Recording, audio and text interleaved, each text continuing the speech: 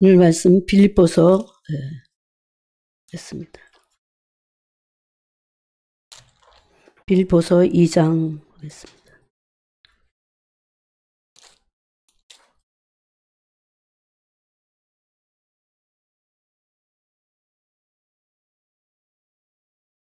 (2장) 1절부터 11절까지 합독하도록 하겠습니다. 2장 1절부터 11절까지 같이 합독하도록 하겠습니다.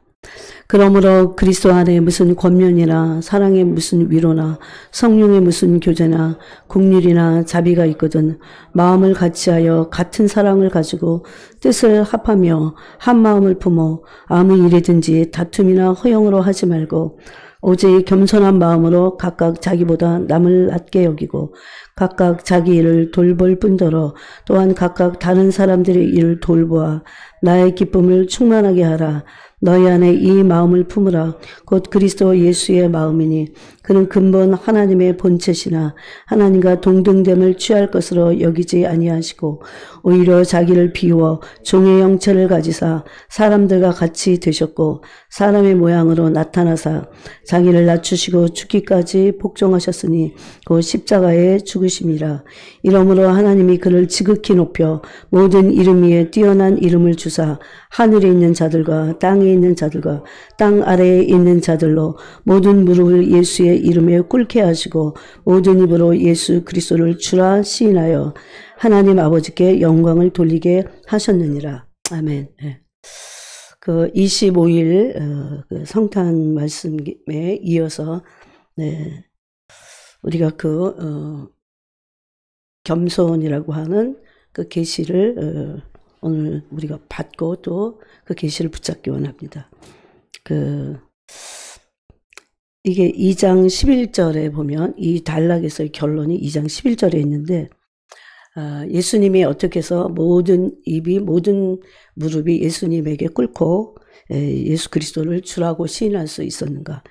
예수님만 완전한 겸손을 보이실 수 있고 예수님만 참으로 겸손하신 분이십니다.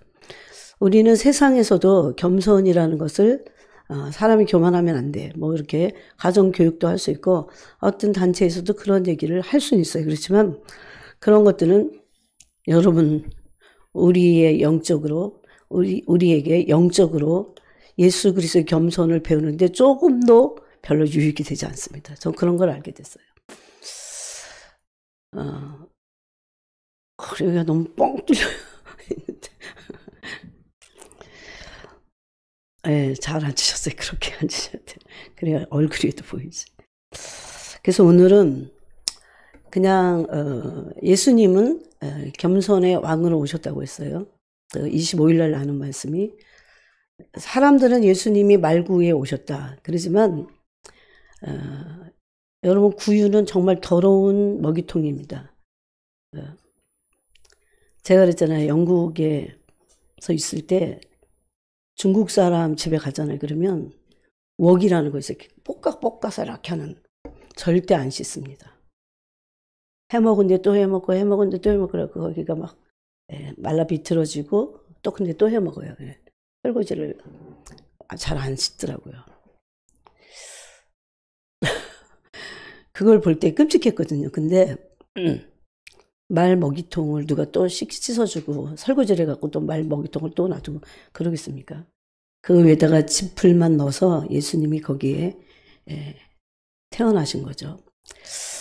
근데 그 장소는 참으로 사람들이 그냥 말로 비천하다고 합니다. 근데 그 비천의 실체를 우린 잘 몰라요. 그냥 말 먹이통에만 태어나셨기 때문에 비천하냐? 그것이 아닙니다.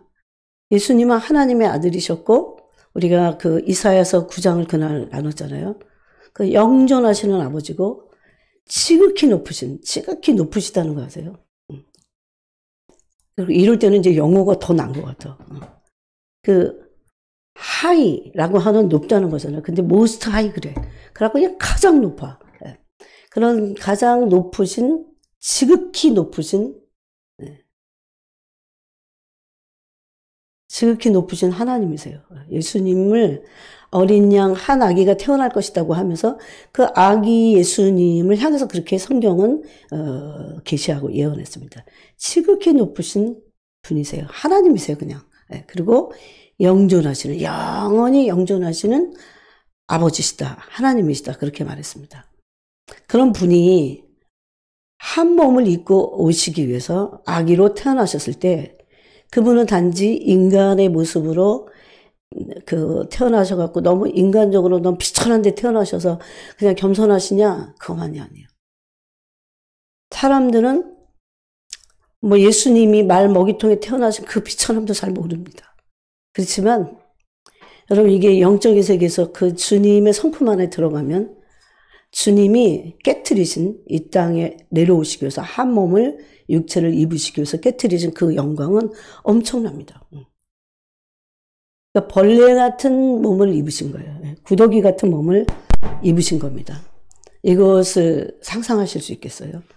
하나님의 영광의 성품을 모르는 오늘날 교회는 예수님의 낮아지심, 비천하심, 겸손하심을 사실은 실제적으로 알지 못합니다.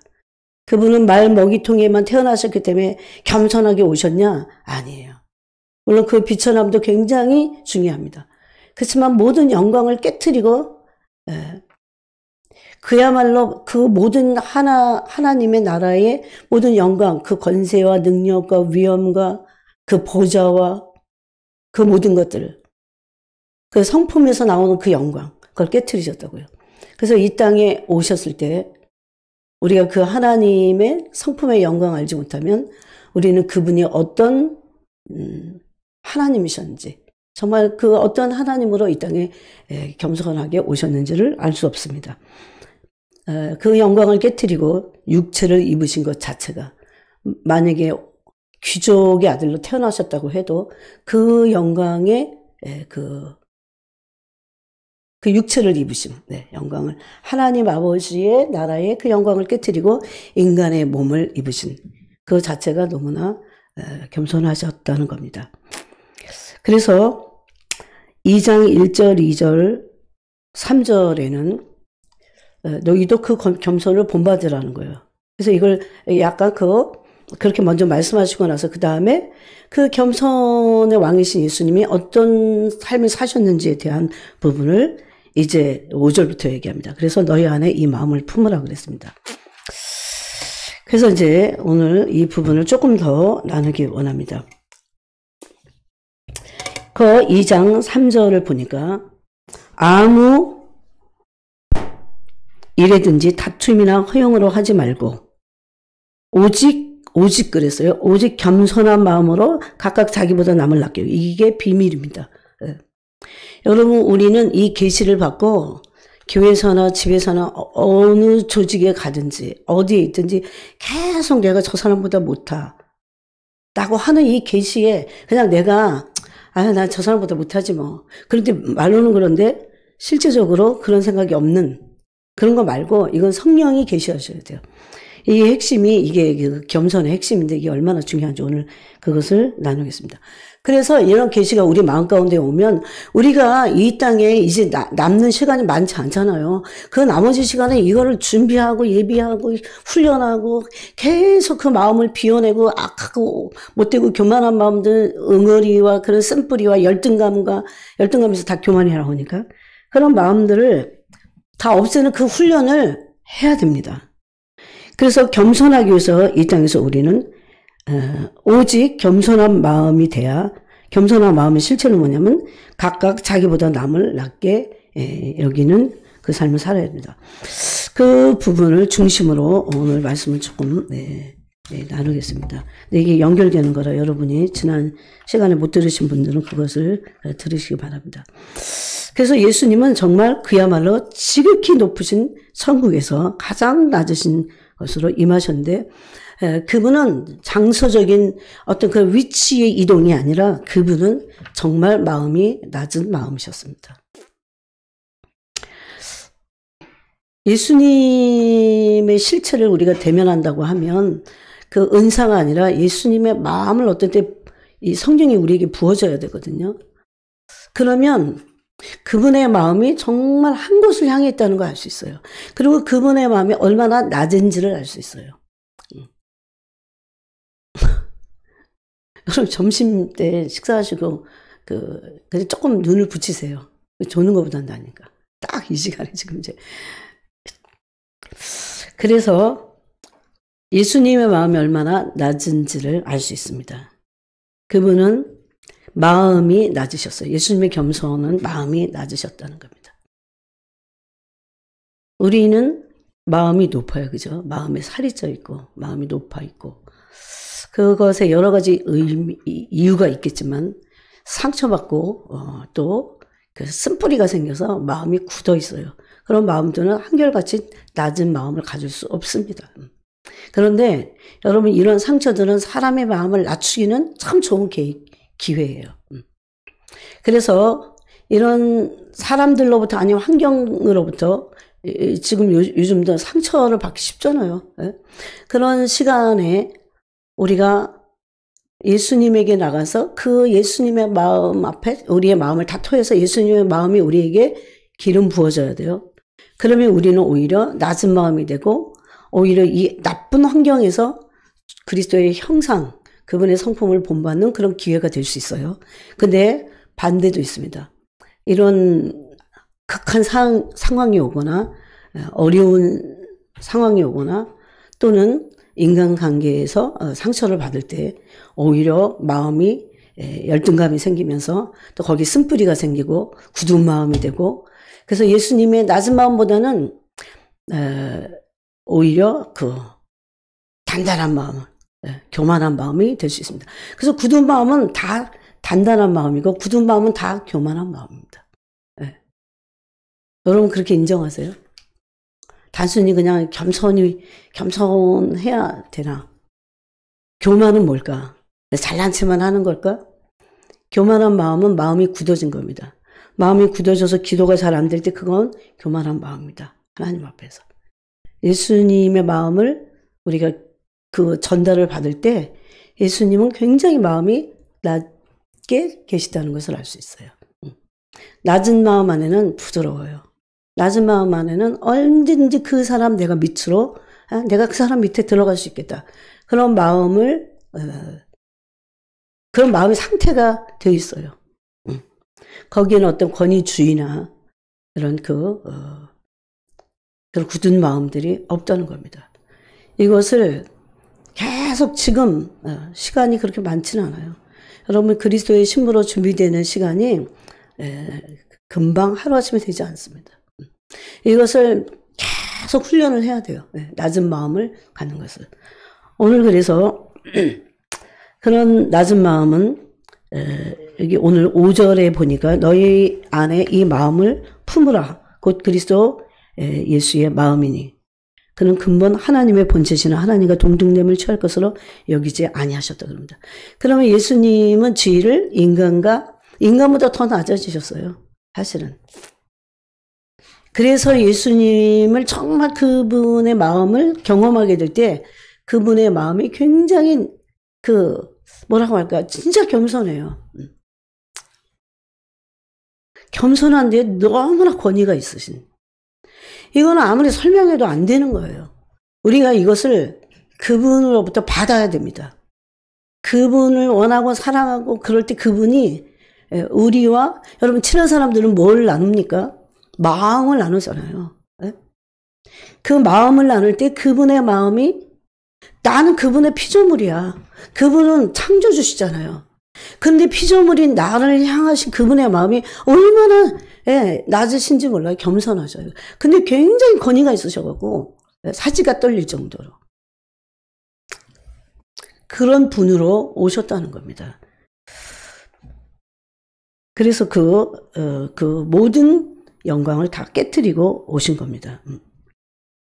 그래서 우리가 여기 1절에 보니까 그러므로 그리스도 안에는 무슨 권면이나 사랑이 무슨 위로나 성령이 무슨 교제나 긍휼이나 자비가 있거든 그랬어요. 이것은 교회 안에 권면도 필요하고 사랑의 위로가 있어야 됨을 말씀하고 있어요. 또 특히 성령의 교제가 긍휼과 자비가 있어야 됨을 말씀하고 있어요. 그래서 이렇게 하려면 같은 마음으로 사랑을 가지고 같은 한 마음을 품어라 그랬는데 이것은 사랑의 마음, 그리스도의 마음인데 여러분 우리가 누구를 사랑하려고 하면 제가 그랬죠. 그 사람 밑에 들어가겠다고 하는 겸손한 마음이 없으면 그 사람을 정말 사랑할 수 없어요. 아니 이거는 여러분이 훈련을 해야 돼요. 그래서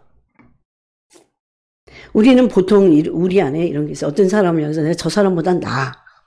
나도 모르게 그런 선이 있어요. 이거 깨트려야 된다니까요. 그게 얼마나 무서운 교만인지를 모른다니까요. 너희가 으뜸이 되고자 하는 자는 섬기는 자가 작은 자가 되라 그랬어요. 그런 것을 말합니다.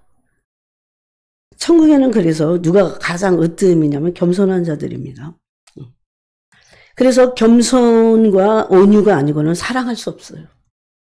겸손은 그럼 뭐냐? 그 사람 밑에 내가 들어가겠다는 거예요. 그런 낮고 천한 마음을 주님께 받아야 됩니다. 그래야 마음이 관대해지고 넓어진다는 겁니다. 그러면서 이제 제가 앤드류 머레이의 겸손이라는 책이 있어요. 물론 그 책을 딱 그걸 전체를 다 하려면 굉장히 많아요. 근데 여러분에게 제가 그 책을 권해드립니다. 앤드류 머레이가 쓴 그냥 겸손인지 그리스도의 겸손인지 하여튼 그런 책이 있어요. 오늘날 교회에서 잘 안 되는 것이 그런 겁니다. 그러면 오늘날 그리스도인들의 믿음은 가짜가 되기 참 쉽습니다. 그래서 오늘 어떻게 겸손해야 되면 이 겸손이 어떻게 우리의 믿음과 연결되는지를 좀 나누어 보겠습니다. C.S. 루이스는 교만은 인간이 지을 수 있는 가장 큰 악이라고 얘기했습니다. 큰 악이라는 것은 궁극적인 악이에요. 핵심적인 악이 교만이라고 했습니다.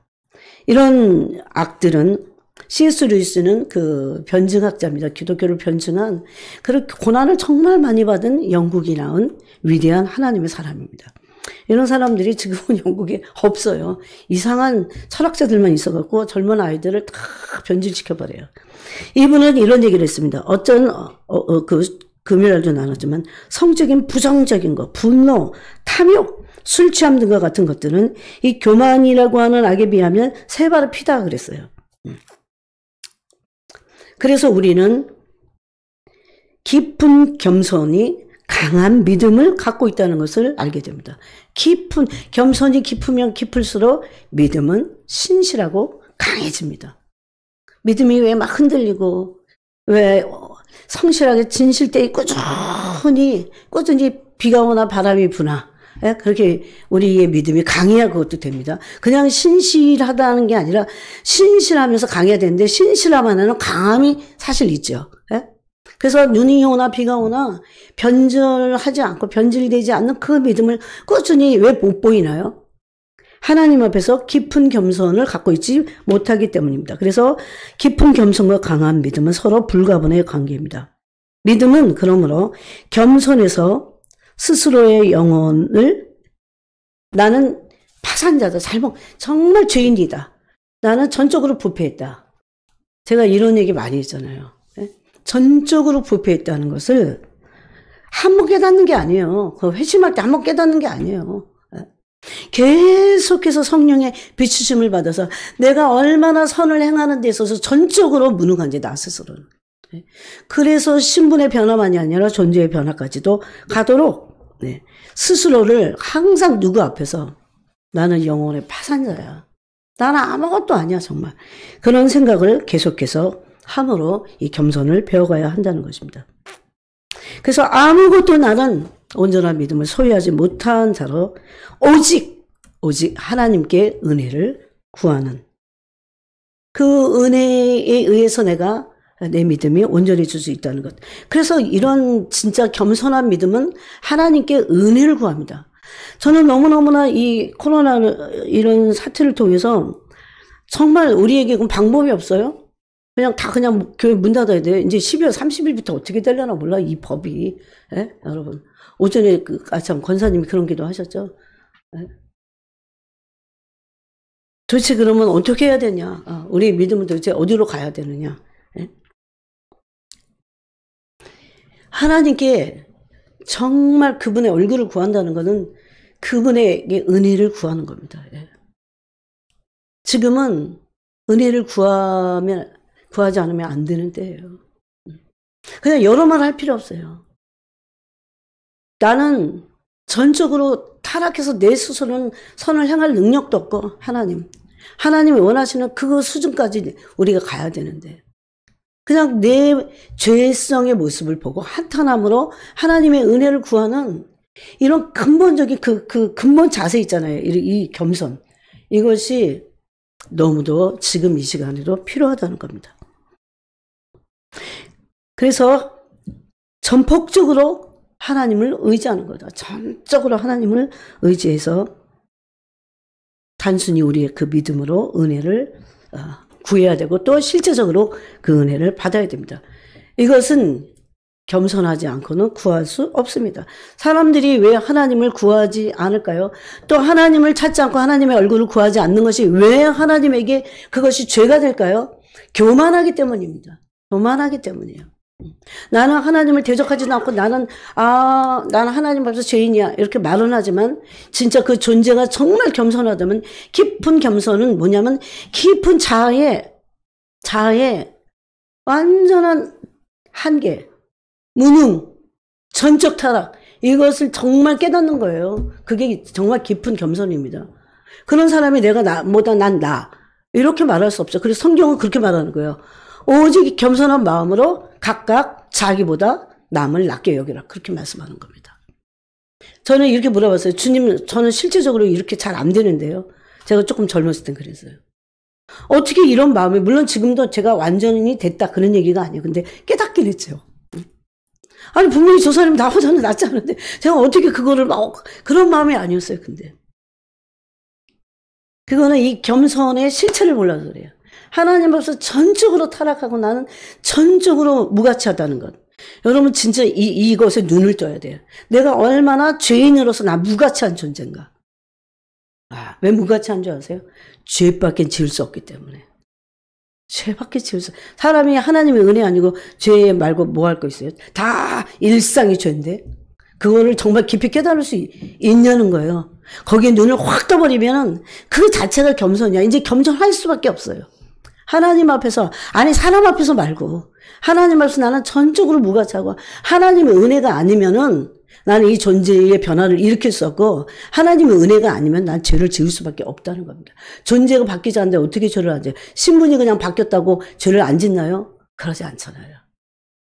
그래서 깊은 겸손은 강한 믿음을 갖게 돼 있어요. 하나님을 찾고 또 찾는 그런 강한 믿음. 게으를 수가 없습니다. 왜? 하나님의 은혜를 한시만시라도 구하지 않으면 안 되기 때문입니다. 이것이 바로 성인들이 갔던 길이에요. 그러므로 그들이 성인이 된 거는 하나님으로부터 깊은 겸손 속에 많은 은혜를 받았어요. 그들이. 네.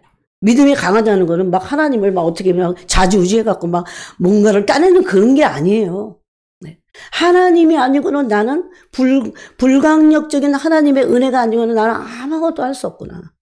진짜 이게 말로가 아니라 정말 그 존재의 깊은 곳에서 이런 탄식이 흘러나오면서 그러므로 하나님을 온전히 의지하는 그게 강한 믿음이에요. 그래서 점점 그 믿음이 온전해지는 겁니다. 그럴 때 우리는 스스로의 무가치함과 전적으로 부패한 그런 존재임을 깨닫게 될 겁니다. 이거는 말로 하는 게 아니에요. 진짜 존재가 깊이 깨달아서 하나님을 의지하지 않고 자다가도 막 하나님을 전적으로 의지하는 단 10분이라도 막 그런 삶의 여정을 갈 수밖에 없습니다. 즉 스스로의 노력으로는 여러분 스스로 노력으로 나아질 것 같으세요? 조금 결심하면 좀 나아질 것 같으세요? 그렇지 않습니다. 그래서 하나님의 은혜를 구하는 그 사람들이 바로 겸손한 사람이라는 겁니다. 하나님은 그러므로 당신의 은혜를 구하고 당신의 얼굴을 구하는 그들에게 진짜 실제적으로 그 겸손의 은혜를 주시고 은혜를 주셔서 그들이 하나님의 형상을 본받도록 하는 그 일을 위해서 우리를 부르셨다는 겁니다. 스스로는 조금도 나아질 수 없다는 사실을 알고 하나님의 뜻에 자신을 완전히 내어 맡기는 겁니다. 그러므로 그리스도인의 특징은 겸손입니다. 그냥 인사 잘하고 부드러운 것만을 겸손하다고 하잖아요. 그래서 이런 전적 타락과 전적 무능을 알기 때문에 내가 저 사람보다 나 그런 거는 아직 그걸 모르는 거예요. 그 빛이 임해갖고 내가 얼마나 타락하고 내가 얼마나 전적으로 무능해서 내가 그 나라고 하는 존재로부터 나는 빠져나올 수 없다는 것을 하나님 앞에서 울부짖기 때문에 더 나을 것이 하나도 없다는 걸 알게 돼요. 비로소 진짜. 뭐가 낫습니까 우리가? 남보다 나을 게 뭐가 있어요? 없다는 걸 알게 돼요. 여러분 중에 아니 저를 포함해서 혹시라도 나는 저 사람보다 조금이라도 나. 그거는 자기이고 그거야말로 정말 진실로 교만입니다. 그래서 앤드류 머레이는 교만은 경쟁과 남과의 비교라고 그랬어요. 경쟁이 없으면 교만도 없다고 했습니다. 그러면서 금요일날도 나눴죠. 교만은 예를 들어서 동물적인 본성에서 나오는 죄들이 많아요. 우리 그 육체의 정욕으로 인해서. 그런 동물적인 본성에서 나오는 그런 죄들은 그것을 자극했을 때 그런 죄들이 나오지만 교만이야말로 진짜 교만은 어떤 죄보다도 교만은 지옥에서 곧장 나온다고 그랬어요. 왜냐하면 바로 마귀가 그런 존재이기 때문에 그렇습니다. 그러므로 겸손에서 시작한 믿음은 겸손을 더 깊게 증대시키죠. 더 깊이 있게 하죠. 겸손. 이거는 겸손에 대한 그리스도의 계시가 우리에게 와야 돼요. 저는 오늘날 신부된 교회들에게 제일 이런 것이 너무 부족하고 없다고 생각해요. 이제 주님이 그러셨어요. 너를 포함해서. 여러분 예수 그리스도 안에 병 고치는 권세가 있음을 깨달았던 그걸 봤어요. 그 백부장은 그런 믿음을 갖고 있었어요. 그런데 이제 백부장의 이 믿음과 예수님 안에 그런 권세가 있는 것을 알고 믿은 거잖아요. 근데 이 믿음과 겸손이 같이 가는다고 하는 것을 가장 잘 보여준 그 믿음의 본이 백부장의 믿음입니다. 백부장은 그랬어요. 우리 집에 오심을 나는 감당할 수 없다 그랬어요. 근데 그의 믿음은 굉장히 강했습니다. 믿음을 통해 주님의 위대하심과 선하심을 더 확실하게 경험할수록 그러므로 믿음은 더욱 우리를 겸손하게 합니다. 겸손할수록 믿음은 더 커지고 믿음이 클수록 겸손은 더 깊어집니다. 믿음이 있는 것 같은데 겸손하지 않아요. 그것은 믿음이 진짜 강하지 않다는 겁니다. 그러므로 믿음은 우리가 그걸 많이 깨닫고 계시를 받고 깨트리고 그래야 돼요. 여러분 아무리 막 허랑방탕하고 술을 먹는 그런 사람도 똑같아요. 우리랑 틀릴 거 하나도 없습니다. 제가 이제 영국에 있을 때 그 탈북자 사역을 했잖아요. 정말 탈북자들이 너무너무나 속을 썩여갖고 그냥 사람이 막 없어져 버리니까 그럼 막 경찰이 우리 집에 와갖고 너 그거 알고 있냐? 막 그 사람들 집에 갔더니 또 우리 교회에 뭐가 다 있잖아 근거가 막 그러니까 막 우리가 하여튼 경찰서 연행이 안 된 것만도 은혜야. 그러니까 매일 시끄럽고 뭔가 그 고요할 수가 없었어요. 근데 어떤 자매가 저희 집에 전화를 해갖고 아침에 일찍 토요일 날에 제 기억으로는 저를 만나줘요. 자기 임신을 했다고. 그래서 낙태를 하겠다고. 그래서 제가 알았다고. 무조건 나간다. 그래서 나갔어요. 낙태를 막아야 될 거 아니야. 왜 저를 뭐 상담하려고가 아니라 당신이 여기 영국에 오래 사니까 어디 가서 낙태를 해야 되는지 다 알 거래요. 우리 저는 모르거든요. 그럼 뭐 그때 애도 이미 다 낳고 뭐. 나는 그런 거 모른다고. 그리고 실질적으로 그게 불법인지 뭔지도 잘 모르겠더라고요. 그래서 제가 막 엄청나게 그랬어요. 막 제발 낳자. 내가 다 키울게, 내가 키울게. 안 그래도 나는 애가 하나 더 있었으면 그랬는데 못 낳은 거거든요. 낳으면 죽으니까. 임신 중독증이 너무 심해갖고. 그냥 내가 무조건 다 키워줄게. 그랬더니 막 화를 내더라고요. 그러고는 어쨌든 하루 종일 굿을 넣었어. 그리고 집에 와서 근데 연락을 끊더라고요. 그러니까 이제 어디 가서 낙태를 했겠지. 뭘 한국에 가서 했는지 어디 가서 했는지. 그래서 제가 이제 어느 날 그랬어요. 주님, 이게 도대체 사역인지 뭐지 그냥 그냥 그만 다 두고 싶습니다, 주님. 너무 슬픕니다. 슬프잖아요, 여러분. 그래서 슬프고 다 그냥 아무 의미가 없는 것 같고 그냥 막 그런 것들이 막 회의가 막 밀려왔어요. 근데 그래서 그 영혼들을 위해서 이제 기도해서 근데 주님이 그때 그러셨어요. 너랑 더 나을 거 하나도 없어. 왜냐하면 여러분 이걸 주님으로부터 들어야 우리가 아까 그랬죠. 오직 겸손한 마음으로 자기보다 남을 낮게 여기라고. 예? 네가 만약에 이렇게 말씀하셨어요. 그러니까 제가 다 알아듣게. 네가 만약에 그 똑같은 북한에 태어나서 그런 환경 속에 있다면 넌 더 알지. 넌 어떻게 하니? 그런 그 간악함, 야비함, 예? 속이고자 하는 그런 마음들이 인간 안에 다 있잖아요. 그러면서 그러셨어요. 남한 사람들이 더 악해. 그러셨어요. 물론 그들은 엄청 잘 속입니다. 거짓말쟁이들이긴 해요. 그걸 잘했다 그 소리가 아니에요.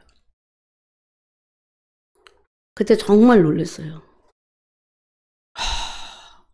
그래서 제가 그런 상처들이요. 이렇게 응어리가 아니 다 똑같다고 주님이 그런 어떤 그 음성만 들려주시는 게 아니잖아요. 어떻게 똑같은지를 막 보여주시는데. 그래서 우리가 할 말이 없어야 됩니다. 더 뭐 낫고 말고 할 게 없어요. 다 그 영혼들을 위해서 다 저 죄가 내 죄인데 주님. 나도 그렇게 저런 데 태어났다면 저랬다면 저런 상태의 어떤 환경에 처했었다면 나도 그렇게 하나님 거부했을 텐데. 여러분 우리가 간원 유다의 죄가 우리 죄라고 말해야 할 수 있어야 돼요. 그래서 회개해야 돼요. 베드로하고 똑같은 환경에 처한다면 목숨을 부지하기 위해서 예수님을 저주하면서 부인할 수 있다니까요. 그래서 우리는 똑같은 겁니다. 그래서 이런 우리의 죄성의 깊은 뿌리, 그런 그것을 전적 무능과 무가치를 보지 않으면 남을 나보다 낫게 여길 수 없어요. 이게 정말 나는 저 사람의 죄와 내 죄가 똑같구나. 그러면서 내 죄는 내가 또 알고 있잖아. 그러니까 저 사람 죄는 눈에 보이는 것뿐이니까 더 낫게 여길 수 있어요. 그러므로 믿음은 자기 자신에게 소망의 근거를 찾는 것이 아닙니다. 주님 앞에서 겸손하게 자기 자신을 드러내고 주님께 구원을 갈망하는 겁니다. 그것이 실체가 될 때 진짜 겸손해질 수 있다는 겁니다. 보통은 신앙의 첫 단계에서는 이런 겸손을 가지지 못합니다. 굉장히 우쭐대는 게 많습니다. 근데 그 우쭐댐이 막 20년, 30년 지났는데도 계속 우쭐대면 그거는 실체를 깨닫지 예수 그리스도의 겸손의 실체를 한 번도 맛보지 못한 거예요, 사실은. 우리는 주님이 바로 이 근본적인 교만, 수백 가지 죄가 여기서 나온다고 그랬거든요. 이 근본적인 죄악을 실제적으로 네가 얼마나 이 죄가 크고 이 죄악이 얼마나 그 근본적인지를 얼마나 교만한지를 깨닫게 하시기 위해서 주님이 이제 1단계가 첫 단계가 아니라 그 다음 단계에서 어떻게 합니까? 계속 연단하십니다. 계속 고난을 주세요. 그래서 보통 많은 사람들이 나중 단계에서 실체를 깨닫습니다. 이제 신앙의 맛을 알게 되는 거죠. 성경에 다윗도 그랬고 야곱도 그랬습니다. 야곱은 하나님이 야곱에게 죄를 깨닫게 하신 시간은 처음이 아니에요. 20년이 지났을 때 야복강가에서 자기가 어떤 죄인인지를 깨닫게 된 겁니다. 근데 이런 말씀을 통해서는 빨리 갈 수 있잖아요. 그죠? 빨리 갈 수 있잖아요. 나가서 청년들이 참 좋아. 물론 청년이라고 다 깨닫는 건 아니지만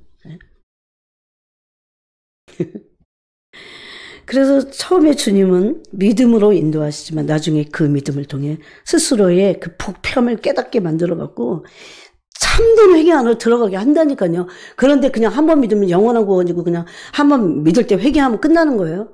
그런 성화의 기도를 해야 심령이 가벼워져요, 여러분. 네?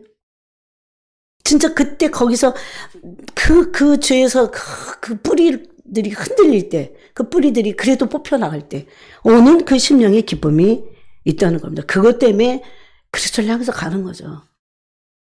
생으로 어떻게 겸손해져요, 우리가?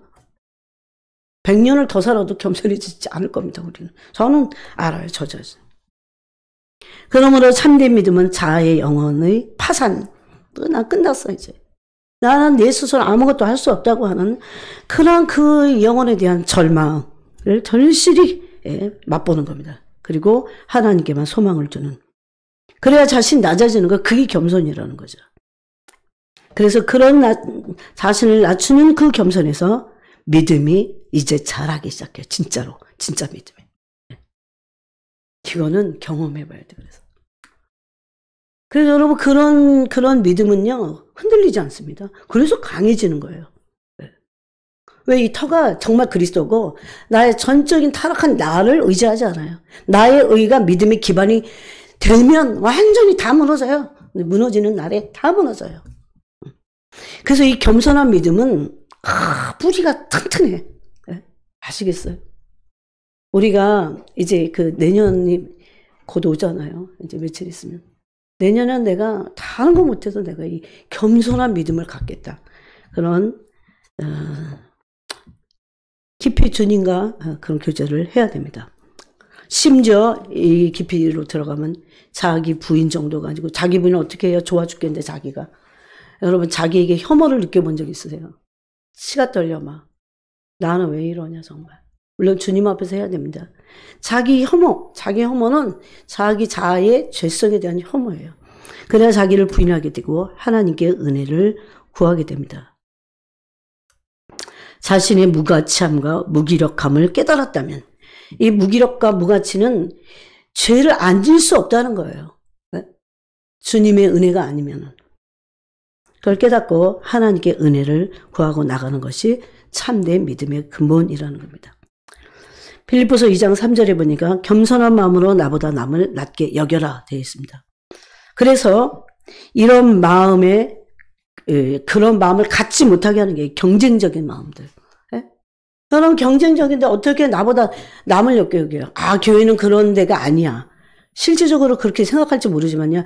교회도 엄청나게 경쟁적입니다. 은혜를 경쟁하고, 누가 말씀을 뭐 또 많이 아냐, 직분을 가졌냐, 이런 거 갖고 엄청나게. 여러분, 그럼 목사님 세계는 없을까요? 그게 시기 질투. 이 겸손한 마음이 없으면 질투와 시기가 또 와요. 어떻게 다른 사람이 잘 되는 거에 대해서 내가 하나님의 나라가 그 사람을 통해서 이루어지도록. 이게 예수님과 같이 진심으로 어떻게 그러냐고요. 그냥 조금 찝찝한데 할 수 없이 그러는 거 말고, 정말 이 마음이 많이 연단을 받아서,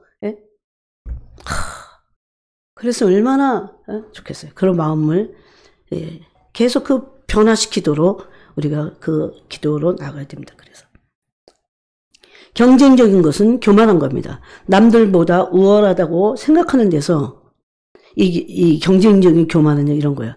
내가 남들보다 우월하다고 이런 생각을 나도 모르게 하면서 말로는 절대 안 해. 근데 거기서 오는 즐거움이 있어요. 저 사람 같지 않아. 그 당시 예수님 당시도 바리새인과 사두개인들이 그랬잖아요.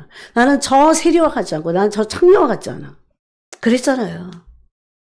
근데 예수님 뭐라고 합니까?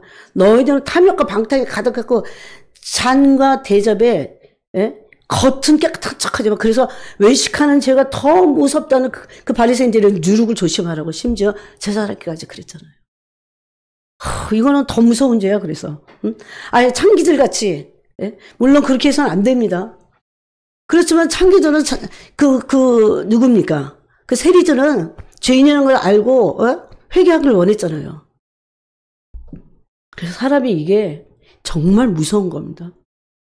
자기가 얼마나 교만한 존재고 얼마나 병들어 있는 것인지를 모르고 그러고 살다가 끝나는 게 인생 같아요. 성령이 이것을 깊이 보여주시지 않으면.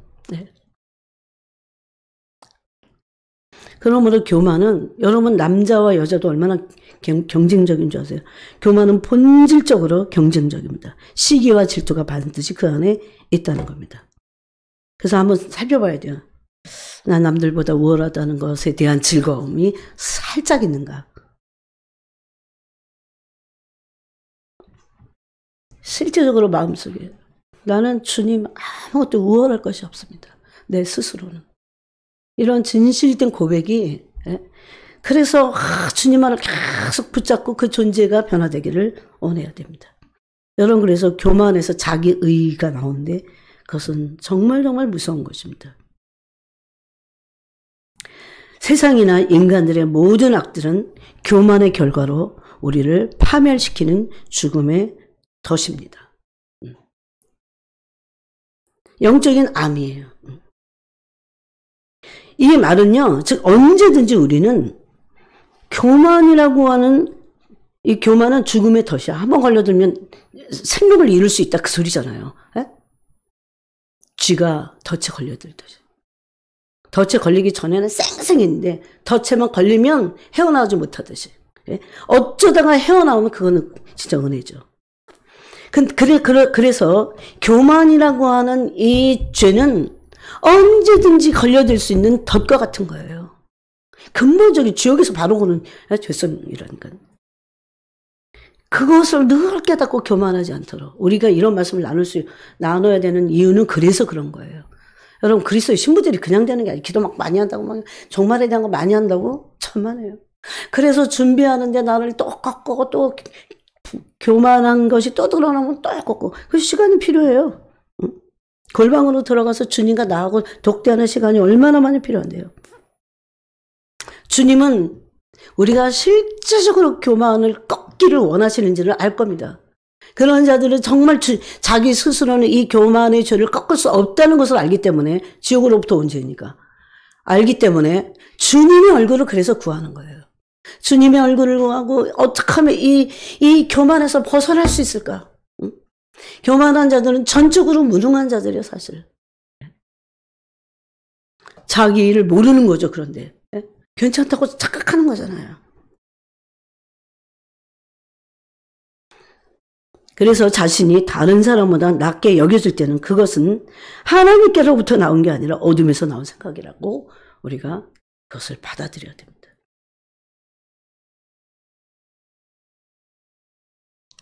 그래서 이것이 바로 시금석입니다. 내가 남보다, 내가 낫다 이런 생각을 하고 있는지, 아니면 나을 것이 하나도 없는, 오히려 남이 낫다.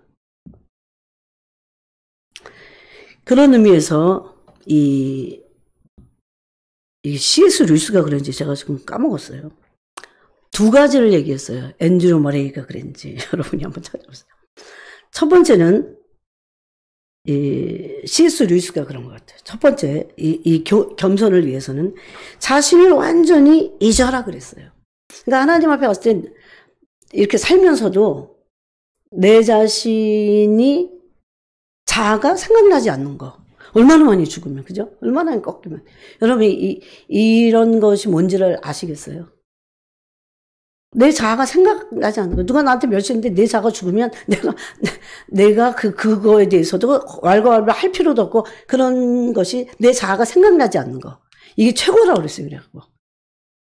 자기 자신을 완전히 잊는 거. 두 번째는 나 자신을 더럽고 하찮은 존재로 보느냐 그랬어요. 정말 하나님 벌써 그런 존재로 보느냐. 그럴 때 교만은 영적 암이며, 그 교만은 사랑이나 자족하는 마음, 심지어 상식까지 갉아먹는다고 그랬어요. 사랑하는 마음을 갉아먹고. 그래서 여러분, 극단적인 교만한 사람은 상식도 없어요. 상식까지 다 갉아먹어버려. 즉 어떤 그 질서도 없고 망령되이 막 나가고 그래요. 너무 교만하기 때문에. 여러분, 그러므로 오늘날 세대가 얼마나 불순종하고 교만한 세대인지 너무 상식 이하의 행동들을 너무 많이 사람들이 하고 있어요, 사실은. 근데 그게 괜찮은 건 줄 알아. 막 아래위도 없는 게 괜찮은 줄 알아요. 네? 그건 하나님에게 있어서는 질서를 막 다 파괴시키는 거예요. 성경은 그래서 서로를 존경하고 또 연장자를 공경하라고까지 말씀하셨습니다. 그럼 어떻게 보면 겸손뿐만 아니고 양심이에요, 양심. 양심이 막 화인 맞으니까 막 교만하니까 막 아름이도 없고 막 그러잖아요, 지금 세대가. 그래서 그 교만은 사랑도 없어요. 자족하는 마음 이런 거 없습니다. 심지어 상식까지 갉아먹기 때문이다. 즉 교만은 다른 악들에 비해 훨씬 교묘하고 치명적이다. 어떤 사람은 내가 남보다 난 좀 착해 그런 교만을 갖고 있더라고요. 하나님 앞에서는 다 똑같다는 겁니다. 신앙의 중심부까지 이건요. 이 교만이 신앙의 아주 깊은 마음의 중심부까지도 침투할 수 있는 악입니다. 왜냐하면 이게 암적인 존재이기 때문에 그래요. 신앙의 암적인 존재는 교만입니다. 그래서 교만은 영적 문제뿐만 아니고 영적인 암입니다.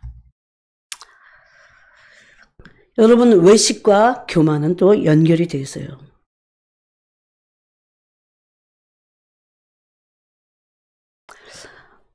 또 C.S. 루이스는 이런 얘기를 했어요. 외식과 교만에 대해서. 어떤 사람이 절제하고 죄에서 벗어나려고도 하고 신앙의 열심도 있지만 그런 부류의 사람들도 얼마든지 교만해질 수 있다는 얘기를 했어요. 그러니까 겸손이 뭔지를, 자기의 존재의 죄성의 깊이를 성령으로 인해서 빛을 받지 않으면 자기도 모르는 사이에 교만하다는 겁니다. 그래서 주님가요, 골방 안에 들어가서 자신의 죄성을 놓고 오랫동안 그분의 빛 앞에서 마음을 쏟고 다 토해내는 그런 시간들을 그분과 보내야 됩니다. 나는 주님과 시간을 보내는 이런 것들을 통해서 내 마음이 새로워지고 존재의 변화를 일으키는 그런 시간들을, 이런 작업의 시간들을 갖지 않으면 그 사람은 아무것도 아니에요. 뭐 가치가 없어요, 사실 어떻게 보면. 예? 여러분, 교회에 와서는 다 어느 정도 봉사하잖아요. 뭐 이상한 사람 아니면. 예? 근데 왜 하나님은 뭘 보실까요, 정말? 속 외모를 보시지 않고 중심을 보시잖아요. 그가 정말 겸손하냐는 거죠. 겸손한 자들에게만 은혜는 임하게 돼 있어요. 이게 문제죠, 그래서. 그죠? 교만한 사람들은 은혜를 못 받아요. 그래서 자기의 교만이 교만인지도 모릅니다. 특별히 자기 의가 자기의 교만의 핵심이어서 자기를 끌고 간다는 거죠. 그게 자기 의가 옳다고 생각하기 때문에, 자기를 옳다고 착각하도록 만들기 때문에. 우리는 그렇지만 피조물로서 창조주신 하나님의 의 앞에 설 때는요, 가까이 가지 못할 빛이라니까. 이거는 경험해봐야 됩니다, 그러므로. 그래서 오히려 우리는 적당히 어느 정도 절제도 하면서 열심히 가고 죄에서 벗어나려고 하지만 얼마든지 교만할 수 있다고. 이런 것들이 나는 교만하지 않아. 나는 괜찮아.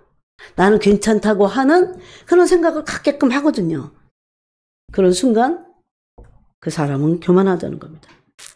교만의 죄야말로 그러므로 신앙의 모든 것을 갉아먹게 됩니다. 그래서 C.S. 루이스가 이런 얘기를 했어요. 마귀는, C.S. 루이스가 스크류 테이블을 썼잖아요. 마귀에 대해서. 마귀는 우리의 몸을 이제 이렇게 상징적으로 이제 표현하면서 우리가 동상이 걸리는 것, 그런 건 낫게 한대요. 아니, 그러니까 몸을 이제 예를 들어서. 근데 동상도 낫게 하고 다른 건 다 낫게 해. 그것만 자르면 되니까. 심하게 걸렸어. 그런데 이 교만을 퍼뜨려갖고 영적인 암이냐, 이거는.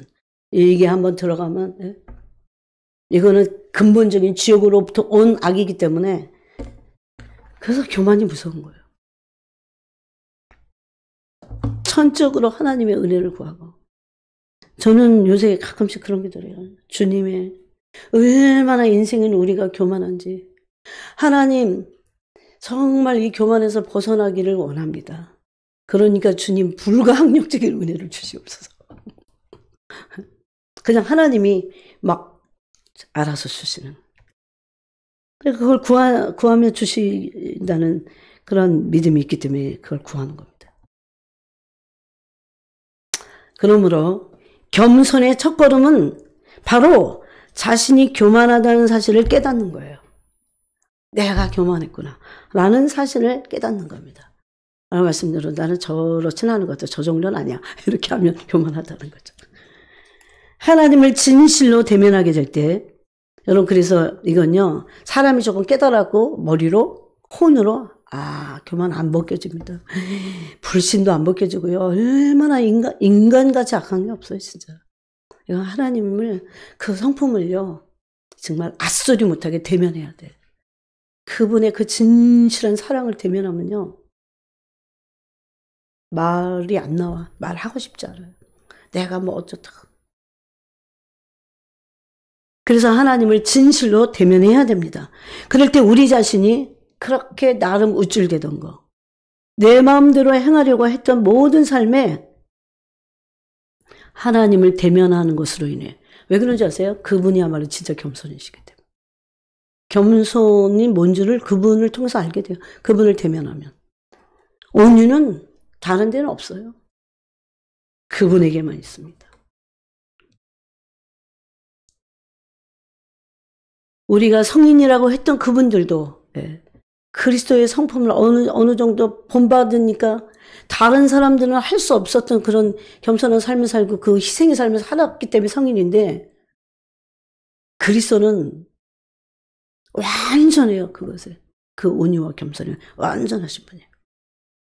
그래서 그리스도를 대면하게 될 때, 그 하나님의 실체를 대면하게 될 때 우리의 삶에 질서가 잡히게 돼요. 뭐가 잘못됐는지. 많은 부분 변명이나 핑계나 아니면 어떤 책임 회피를 하지 않게 됩니다. 그러므로 우쭐대던 자, 내 마음대로 행하려고 했던 자들이 다 내려놔지고 질서가 잡히게 됩니다. 그런 하나님을 경험하지 못하면 자신이 상상한 하나님, 자신이 만든 신, 믿고 있는 거예요. 그러면 그 자체가 어둡기 때문에 자신의 교만을 인식할 수 없습니다. 인식하지 못한 채, 해결도 하지 못한 채, 그냥, 여러분 얼마나 그런 사람들이 많잖아요. 왜 하나님을 대적하고 왜 하나님께 원망을 해요? 말도 안 되는 거죠. 하나님은 그냥 우리가 말하면 들어주시는 무슨 도깨비 방망이 아니에요. 무슨 기계가 아니라고요. 가장 무서운 것은 이것입니다. 내가 교만하다는 것을 깨닫지도 인식하지도 못한 채, 그 교만에서 헤어나지도 못하면서, 그래서 하나님의 영광의 실체를 대면해야 돼요. 그래서 예수님을 빌립보서 2장에서 말씀합니다. 그는 근본 하나님의 본체시나 하나님과 동등됨을 취할 것으로 여기지 아니하시고 오히려 자기를 비워 종의 형체를 가지사 사람들과 같이 되셨고, 여러분 종의 형체를 가지고 사람들과 같이 되신 것도 놀라우신데 8절은 사람의 모양으로 나타나셔서 사람보다 더 낮아지셨다. 자기를 보통 일반적인 사람보다 자기를 낮추셨다고, 그러면서 죽기까지 복종하셨다고 말합니다. 여러분 우리는 이 말씀이 무엇인지를 알 겁니다. 예수님의 마지막 사역은 십자가에서 죽으심이었는데 십자가야말로 너무나 비참하고 비천하고 모욕스럽고 치욕스럽고,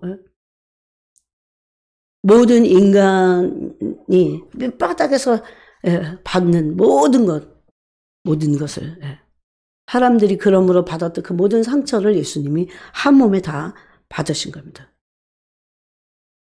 그래서 천국에서 으뜸이 되고자 하는 자는, 너가 천국에서 으뜸이 되고 싶어? 그러면 너는 작은 자가 되어야 하리라 하신 말씀이 맞아요. 그래서 9절부터 그 말씀하고 있어요. 이름으로 하나님이 그를 지극히 높여 모든 이름 위에 뛰어난 이름을 주사. 그래서 예수님은 죽기까지 복종하시고 영광을 다 깨트리시고 지극히 높으신 하나님이 가장 낮게 오시고, 지금도 그러므로 마음이 낮은 가난한 자들에게 하나님이 임하신다는 겁니다. 가난한 자들이 임하시는 거예요. 그런데 그것으로 끝나지 않고 그들이 그것을 통과해서 하나님의 성품을 잊게 될 때 어떻게 됩니까? 우리도 똑같이 예수님이 죽기까지 복종하심으로 받으신 그 권세를 우리도 받게 될 거라는 겁니다. 그러므로 겸손한 자들은 권세자들이에요. 겸손한 자들은 권세가 있어도 겸손해요. 그죠? 참 겸손이니까. 저는 저런 하나님의 저런 상상을 못해요. 상상도 못하는 능력과 권세와 절대 주권을 하나님이 갖고 계시더라고요.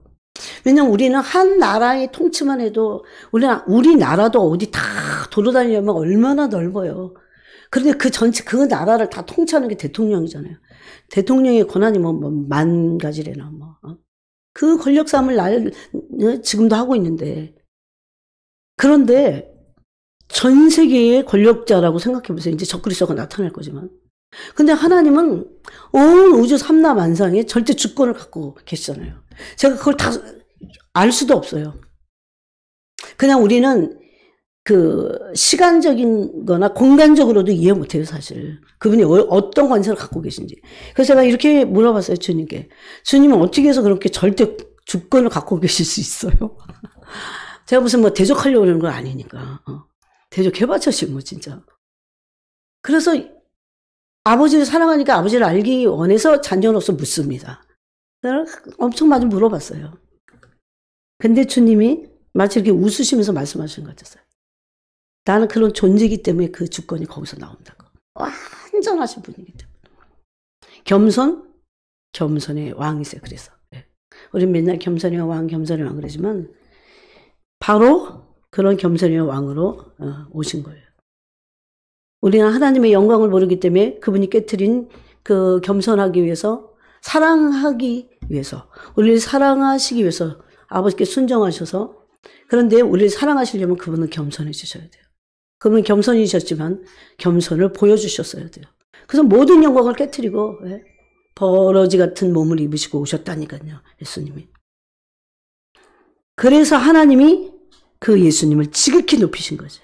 모든 이름 위에 뛰어난 이름을 주시고 하늘에 있는 자들, 땅에 있는 자들, 땅 안에 있는 모든 존재가, 모든 무릎이 예수 그리스도의 이름에 꿇게 되는 겁니다. 예수님의 이름 앞에 왜 다 꿇을까요? 예수님의 이름 안에는 예수님의 성품이 있기 때문이에요. 그래서 상상을 못해요. 그분의 성품은 신비스러워. 그래서 상상 못해요. 우리가 그래서 그것을 깨닫도록 늘 그분께 나가야 됩니다.